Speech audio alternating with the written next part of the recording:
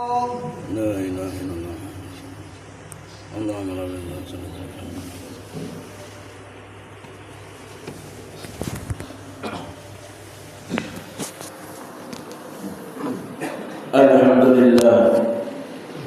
الحمد لله الذي هدانا لهذا المجمع المبارك لولا أن جمعنا الله ولولا أن هدانا الله. أشهد أن لا إله إلا الله وحده لا شريك له وأشهد أن سيدنا محمدا عبده ورسوله لا نبي بعده. اللهم صل وسلم على سيدنا محمد وعلى آله وصحبه أجمعين وسلم تسليما كثيرا. أما بعد فيا عباد الله رحمكم الله، أوصيني وإياكم بتقوى الله وطاعته فقد فاز المتقون. فقد قال الله تعالى جل وعلا: يا أيها الذين آمنوا اتقوا الله وقولوا قولا سديدا يصلح لكم أعمالكم ويغفر لكم ذنوبكم ومن يطع الله ورسوله فقد فاز فوزا عظيما. وقال النبي عليه الصلاة والسلام: عليك بتقوى الله فإنها جماع كل خير. صدق الله العظيم وصدق رسوله الكريم. Ahibba'il kiram ibadallah rahimakumullah. Sidang Jumat yang dimuliakan Allah Subhanahu wa taala, marilah senantiasa kita tingkatkan dan mantapkan keimanan dan ketakwaan kita pada Allah Subhanahu wa taala. Seruan wasiat untuk meningkatkan dan menjaga keimanan dan ketakwaan terus dikumandangkan sebagai rukun khutbah yang khatib sampaikan setiap Jumatnya.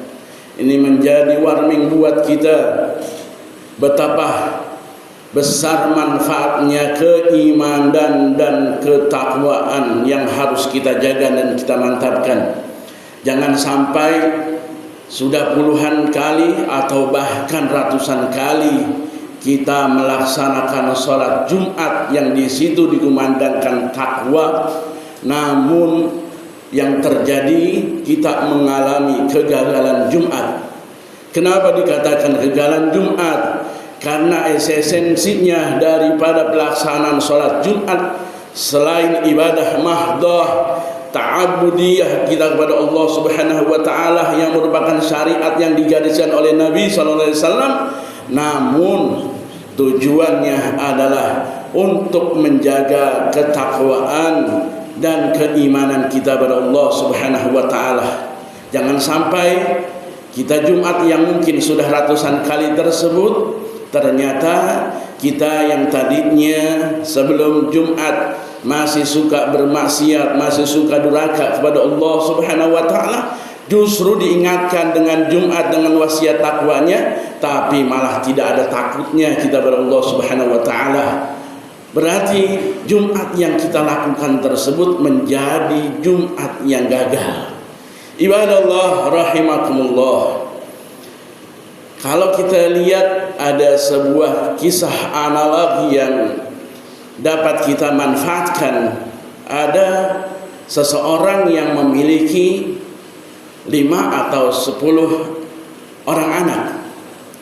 Kemudian anak tersebut tidak lama hidupnya. Mungkin ada yang satu sampai tingkat SMA sudah meninggal dunia, atau sambil kuliah sudah meninggal dunia. Akhirnya singkat ceritanya, orang tersebut hanya memiliki 1 orang anak yang tersisa. Bagaimana tentunya orang yang tadinya punya anak 5 sampai 10-an, yang tersisa cuma 1. Pasti tentunya orang tersebut yang sehat, yang berpikir cerdas, sangat sayang terhadap anak semata wayangnya, sangat menjaga anak tersebut. Itu adalah analogi buat kita. Kita yang sudah diberikan umur panjang oleh Allah Subhanahu wa taala, mungkin dari balik kita 15 tahun sudah kita lewatin, 20 tahun, 30 tahun, 40 tahun kita sudah berada.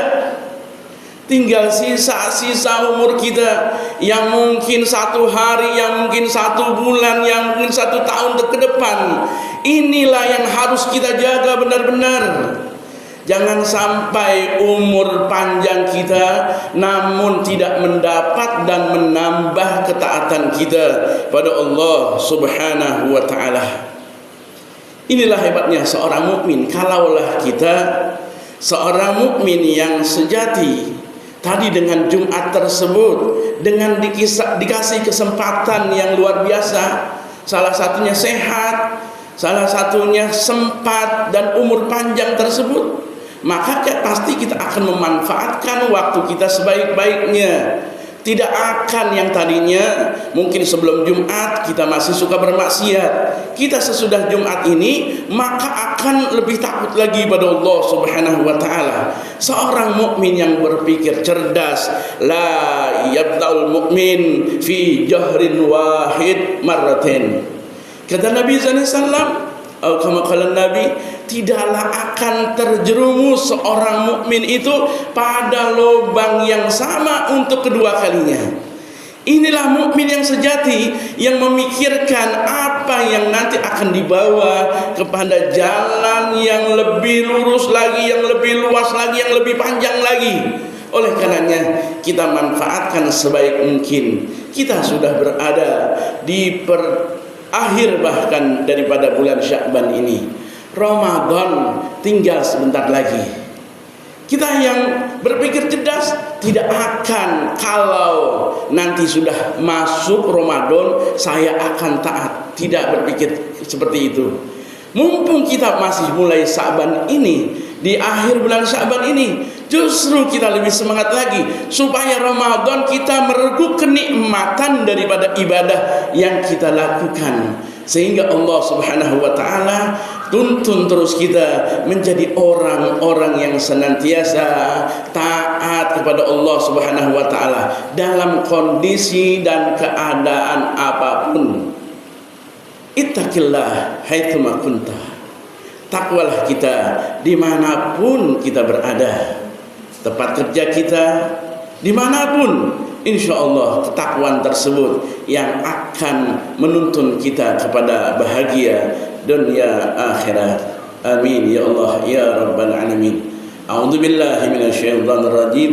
Bismillahirrahmanirrahim. Wal 'asri innal insana lafi khusrin illa alladziina aamanu wa 'amilus solihati wa tawassaw bil haqq wa tawassaw bis sabr. Barakallahu li wa lakum fil Qur'anil azim wa nafa'ani wa iyyakum bima fihi minal ayati wa dzikril hakim. Aqulu qouli hadza fastaghfirullahal azim li wa lakum wa lisairil muslimin wal muslimat fastaghfiruhu innahu huwal ghafurur rahim.